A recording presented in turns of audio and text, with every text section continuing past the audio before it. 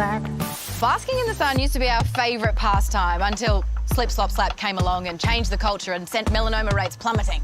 But now our dangerous desire for bronzed beach bods is creeping back among young Aussies, thanks to this. I mean, I'd rather die hot than live ugly, so if this is going to take 10 years off my life, I don't care. I don't want to be old anyway. Users showing off their worst burns in TikTok's Sunburn challenge.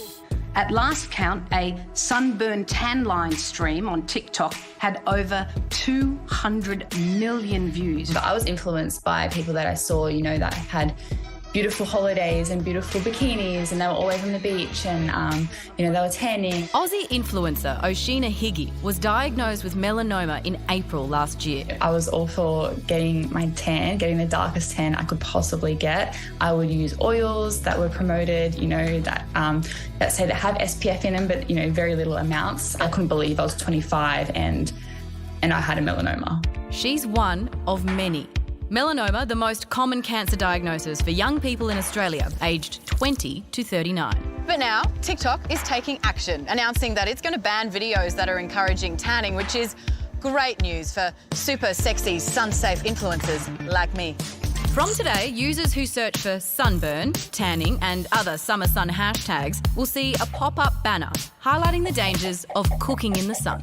These new SunSmart banners that are going up on TikTok are no different than the ones that we had during COVID. It's just another bit of warning, another piece of actual, real medical advice, as opposed to those, you know, from the interesting uncle down the road.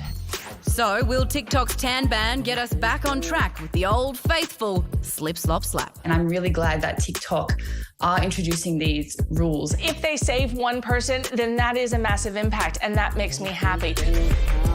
This is the problem with a social media app that is run by young people, I think, and the average user being under 20. It's not something you're necessarily thinking about. I'm 31, I'm getting stuff chopped out of me already. And so having this kind of warning, I think, is absolutely critical. I also think, though, I was quite surprised, I have to be honest, because no offence to the younger generation, but they are quite a vain generation.